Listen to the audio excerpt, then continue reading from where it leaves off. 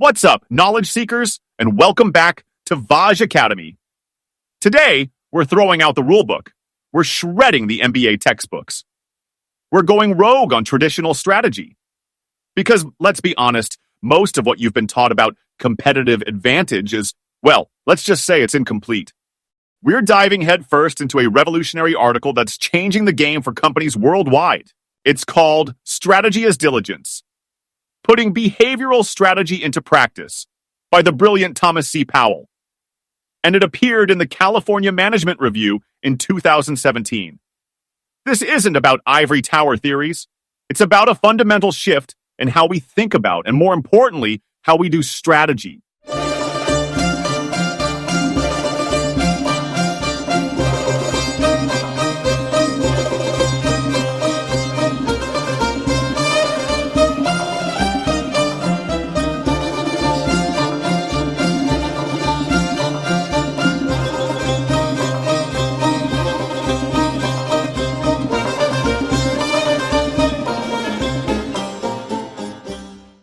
Powell's core argument is a bombshell.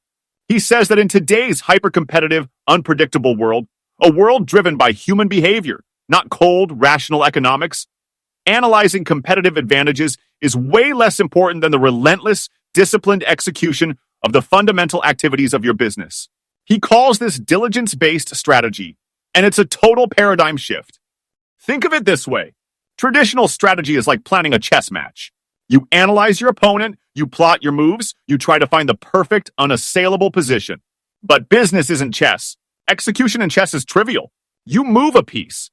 Done. Business is more like climbing Mount Everest. You can have the perfect plan, know the best route, but if you can't handle the altitude, the unpredictable weather, the sheer physical and mental grind, you're going to fail.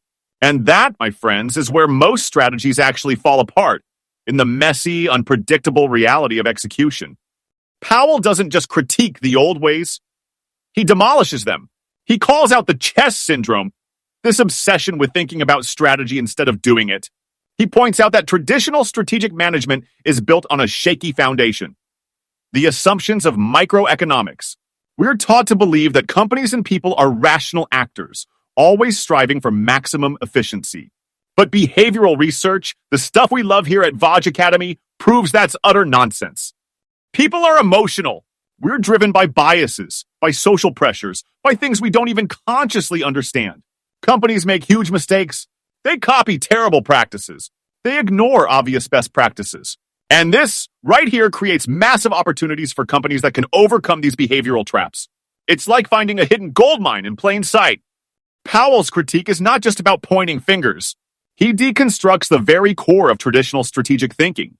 He argues that the reliance on microeconomic principles, the idea that companies are perfectly rational, that markets are efficient, that sustainable competitive advantage is the only way to win, is fundamentally flawed.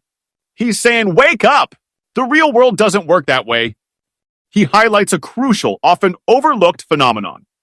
Companies frequently fail to adopt even obvious best practices. Think about that for a second. There are proven, cost-effective methods out there, readily available, and companies just don't use them. This isn't some minor glitch. It's a systemic problem. And it flies in the face of the idea that markets are efficient and that competition will automatically weed out the inefficient. Powell points to numerous studies showing this in action. Copper mines taking decades to adopt new technologies. Management consultants achieving massive efficiency gains by simply implementing basic control systems. Huge variations in the adoption of fundamental management practices, even within the same industry. This isn't just about being a little bit behind, it's about leaving huge piles of money on the table. And it's happening all the time. This is where behavioral strategy comes in. It's about acknowledging the reality of human behavior, the good, the bad, and the downright ugly. It's about recognizing that people are capable of incredible things. Innovation, collaboration, perseverance, but also prone to errors, biases, and herd mentality. And it's about building a strategy that accounts for these realities, instead of pretending they don't exist. So, how do we break free from the chess syndrome? How do we build a strategy that's grounded in the real world, a strategy that's built for action, not just analysis? That's what we'll explore in the following. We'll break down the 5 pillars of diligence-based strategy: activities, strategic capital, priorities, and dynamics and measurement. Get ready to have your mind blown. So, we've established that traditional strategy, with its chess syndrome, often crumbles in the real world. But why? Why do brilliant strategies, crafted by brilliant minds, so often fail to deliver? The answer, my friends, lies in the fascinating and often baffling world of human behavior. Traditional strategic management, as Powell points out, borrows heavily from microeconomics. It assumes that companies and the people within them are rational actors, always making the optimal choice, always striving for maximum efficiency, always acting in their own self-interest.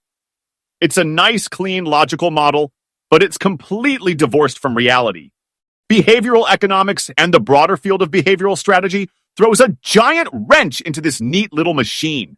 It shows us that people, and therefore companies, are anything but rational. We're driven by emotions, by biases, by social pressures, by things we're not even consciously aware of. We make mistakes, we follow the herd, we get overconfident, we ignore obvious warning signs, the list goes on and on. Powell highlights some critical ways in which real-world behavior deviates from the rational model. For example, companies often fail to adopt even obvious best practices. There are proven methods readily available that would clearly improve performance, and they just don't use them. This isn't some minor oversight. It's a systemic problem. It's like a football team refusing to practice tackling, even though tackling is essential to winning. It gets even weirder. Companies don't just ignore good practices, they sometimes actively copy bad ones. This is the follow the leader fallacy, where companies blindly imitate their competitors, even if those competitors are making terrible decisions. It's like everyone jumping off a cliff because everyone else is doing it. Here's a paradox. Even companies with strong competitive advantages often self-destruct. They become complacent, they get blinded by their own success, they fail to adapt to changing conditions. It's like a boxer who's so confident in his knockout punch that he forgets how to defend himself.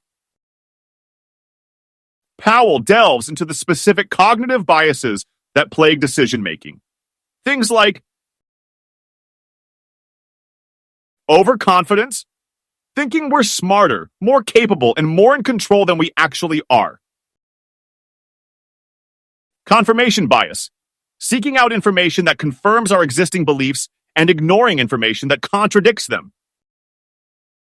Loss aversion, feeling the pain of a loss more strongly than the pleasure of an equivalent gain.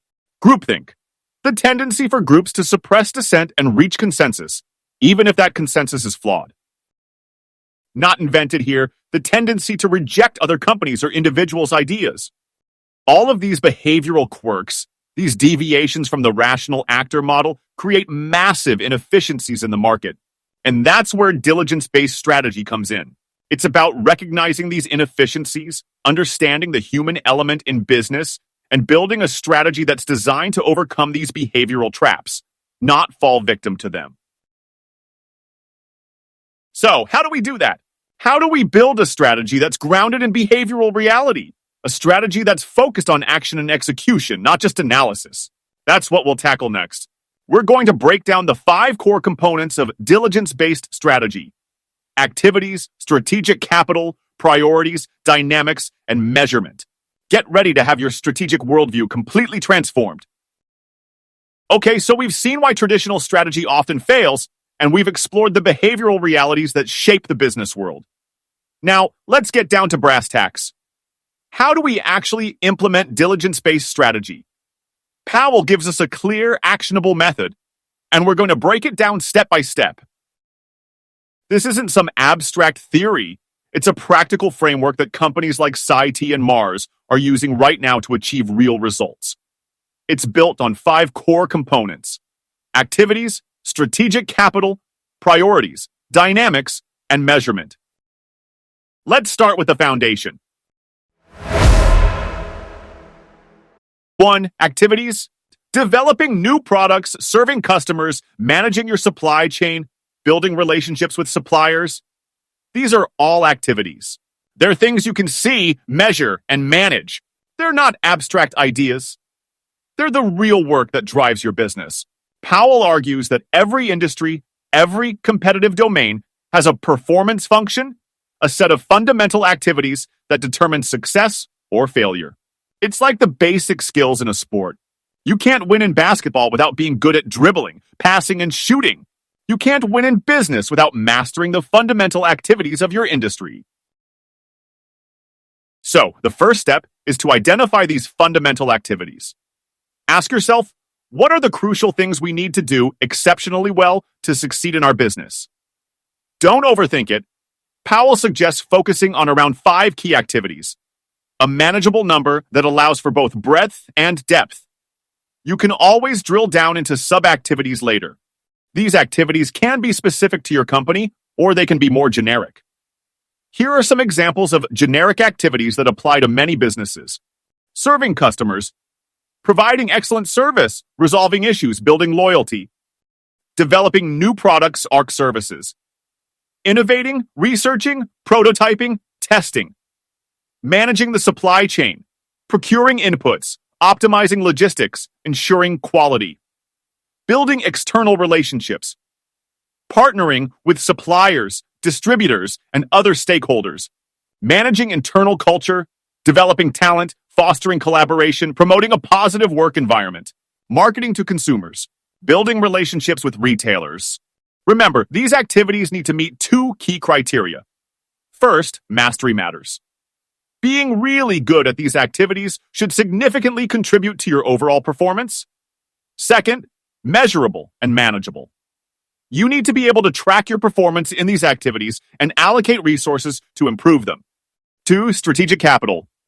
Now, here's where things get really interesting.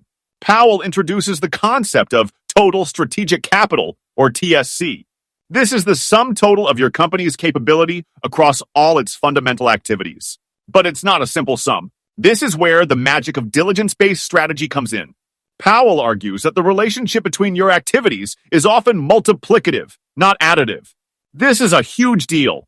It means that a weakness in one area can drag down your entire performance, even if you're strong in other areas. It's like a chain, only as strong as its weakest link. Or think of it like a sports team.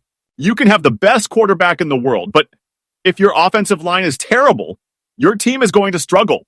This challenges the common idea of focusing solely on your strengths. Diligence-based strategy emphasizes balanced capabilities. You need to be good enough at all your fundamental activities, not just amazing at 1 or 2. It is not additive that you can compensate a weakness with a strength. It is multiplicative.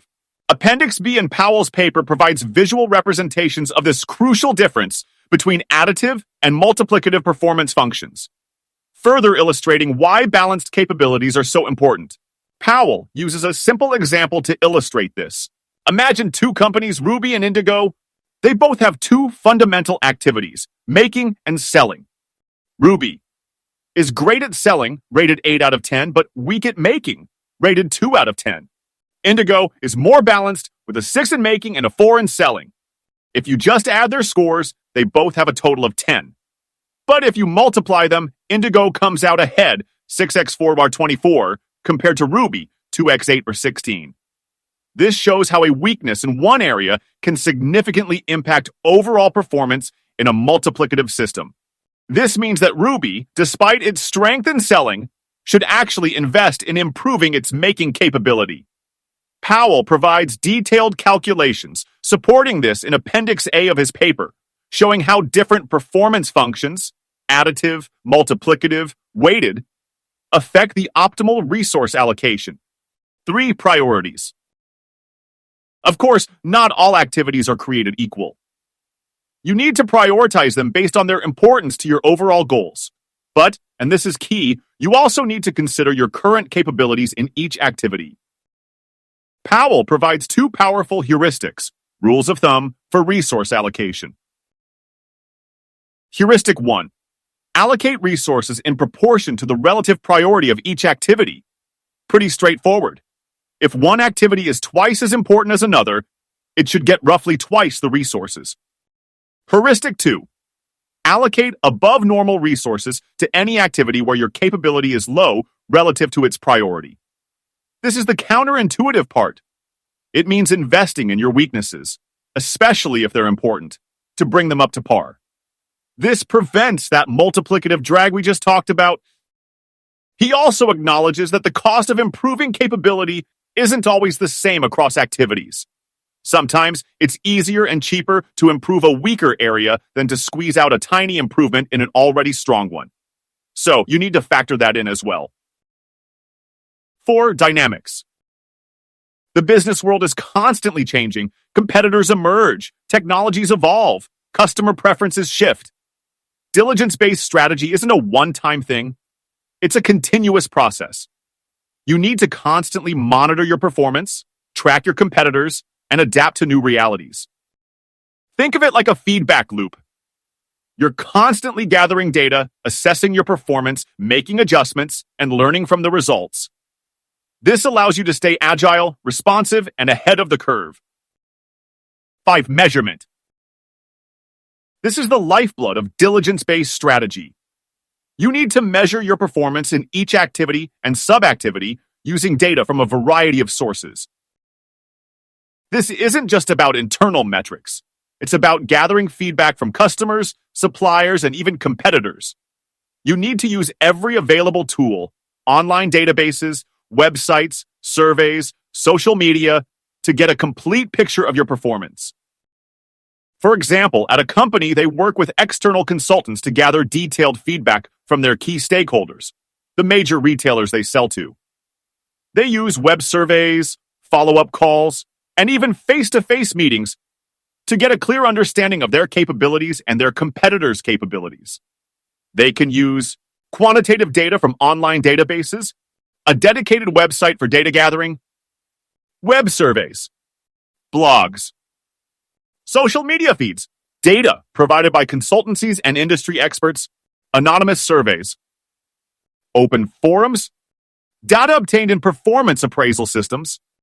This data becomes the fuel for their decision-making, helping them identify areas for improvement, allocate resources effectively, and track their progress over time.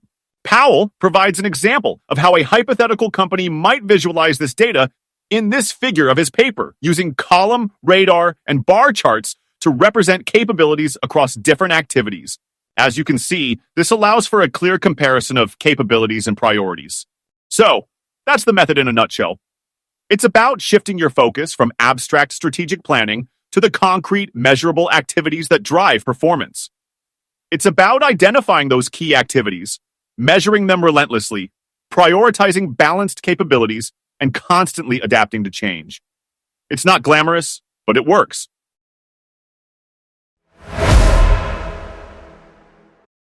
All right, let's see how this actually works in the real world.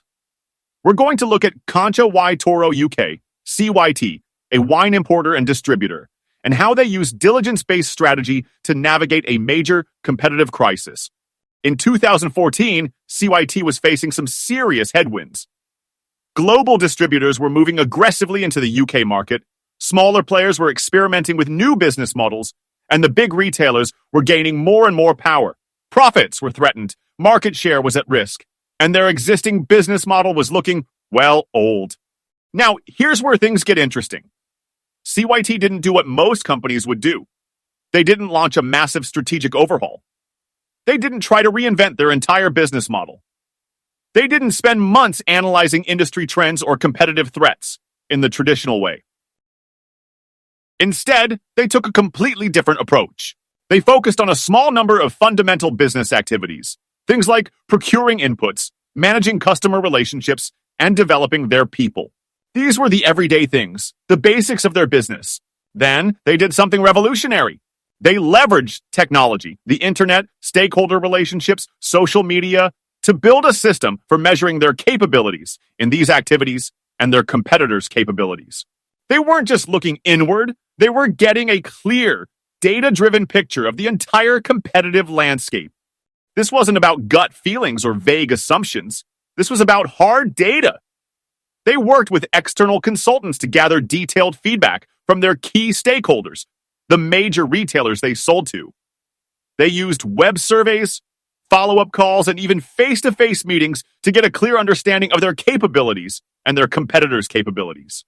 For example, for the fundamental activity of supporting consumer marketing, they broke it down into sub-activities like managing brand reputation, providing brand marketing support, creating innovative product packaging, managing new product launches.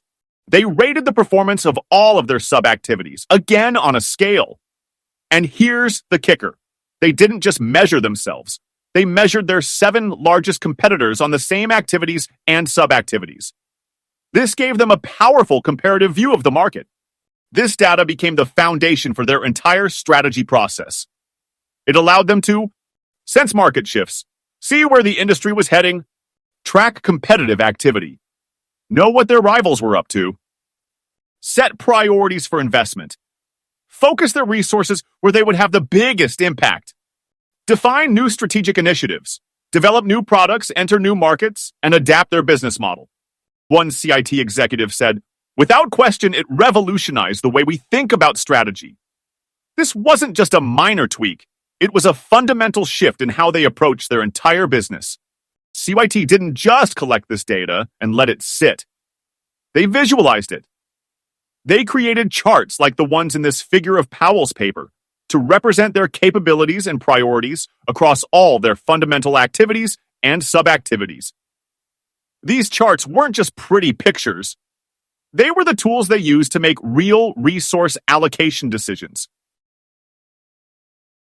Let's say hypothetically that our company is strong in marketing to consumers, maybe an 8 out of 10, but we're weak in developing internal culture, maybe a 3. And let's say developing internal culture is actually a high priority for our long-term goals. That chart, that visual representation, makes it immediately clear where we need to focus our efforts. It's not about gut feelings, it's about data-driven prioritization. They use the data to create charts and use them to decide how to allocate the resources. The charts included all 5 activities and sub-activities with capability and priority. The CIT example shows the power of diligence-based strategy in action. It's about shifting your focus from abstract strategic planning to the concrete, measurable activities that drive performance. It's about using data to inform your decisions, to prioritize your efforts, and to adapt to a constantly changing world. It's not about finding some magical competitive advantage.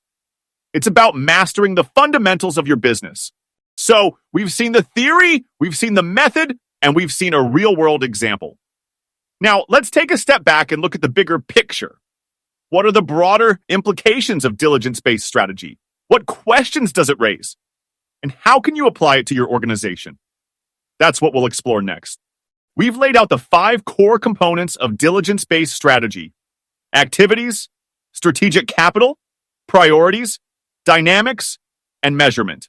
We've seen how this method shifts the focus from abstract strategic thinking to the concrete, measurable actions that drive performance. Now, let's take a moment to reflect on the broader implications of this approach and address some potential questions. One of the most powerful aspects of diligence-based strategy is its adaptability. It's not tied to a specific industry, a specific company size, or even the profit sector. This framework can be applied in any organization: businesses, nonprofits, government agencies, even your own personal life. It's about identifying the fundamental activities that drive success in any endeavor and focusing your energy on mastering them. 1. Beyond traditional strategy concepts. Diligence-based strategy isn't about abandoning traditional strategy concepts altogether. Things like industry analysis, competitive positioning, and resource analysis can still be useful, but they become tools within a broader framework, not the drivers of the strategy itself. The focus shifts from thinking about strategy to doing strategy, from analysis to execution. 2. The role of innovation. You might be wondering, where does innovation fit in? Yeah, this isn't just about doing the same old things better. Diligence-based strategy can actually foster innovation. By constantly monitoring your performance, tracking your competitors, and gathering feedback from stakeholders, you create a fertile ground for identifying new opportunities and developing new approaches.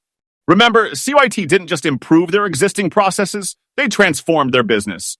They used the data and insights they gained from their diligence-based approach to make strategic decisions about where to invest, what new products to develop, and how to position themselves in the market.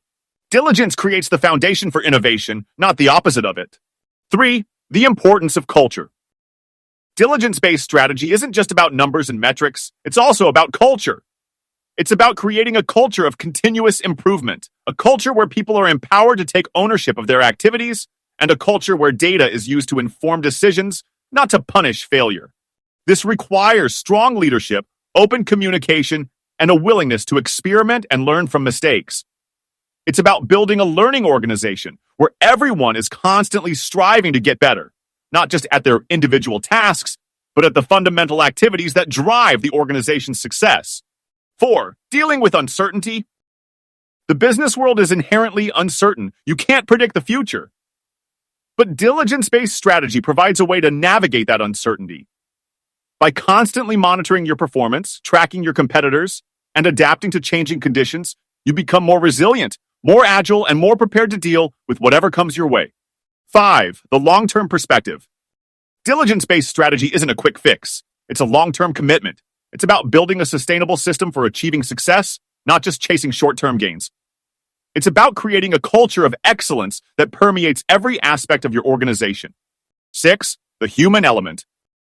Finally, and perhaps most importantly, diligence-based strategy recognizes the human element in business. It's about acknowledging that people are not perfectly rational robots. We're driven by emotions, biases, and social pressures. By understanding these behavioral realities, we can build strategies that are more realistic, more effective, and more likely to succeed. It is a strategy that focuses on people. So that's diligence-based strategy, a powerful framework for achieving success in a complex, unpredictable world. It's about shifting your focus from thinking to doing, from analysis to execution, from abstract concepts to concrete activities. It's about embracing behavioral realism, prioritizing balanced capabilities, and constantly striving to improve. It's not always easy, but it works. We encourage you to explore this approach further. Think about the fundamental activities that drive success in your organization or your personal life. How can you measure them? How can you improve them? How can you build a culture of diligence and continuous improvement? The answers to these questions might just hold the key to unlocking your full potential. That's all for this deep dive into diligence-based strategy. Let us know your thoughts in the comments below. What resonated with you? What questions do you have? And don't forget to like this video and subscribe to Vaj Academy for more mind-expanding content. Until next time, keep learning, keep growing, and keep striving for excellence.